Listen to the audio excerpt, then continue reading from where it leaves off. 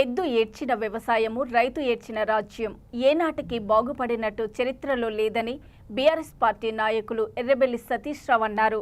కుకట్పల్లి నియోజకవర్గంలోని స్థానిక ఎమ్మెల్యే మాధవరం కృష్ణారావు ఆదేశాల మేరకు కార్పొరేటర్లు, బీఆర్ఎస్ శ్రేణులు నిరసన కార్యక్రమాలు చేశారు.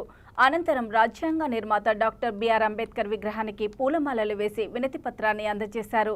ఈ సందర్భంగా మాట్లాడుతూ తెలంగాణ రాష్ట్రంలో దేశానికే వెన్నుముక అయిన రైతు కోసం ఉచిత కరెంటు, రుణమాఫీ, రైతు బంధు లాంటి సంక్షేమ పథకాలు పెట్టిన కేసీఆర్ ప్రభుత్వంలో 10 సంవత్సరాలు ఆనందాలతో ఉన్నారని, రాష్ట్రంలో కాంగ్రెస్ ప్రభుత్వం అల్లకల్లోలం చేసి రైతులను ఆగం చేస్తుందని ఆగ్రహం వ్యక్తం చేశారు.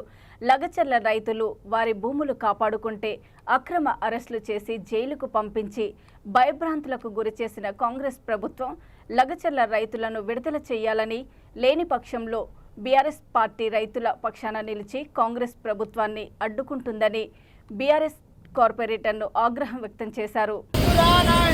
కాంగ్రెస్ పాలన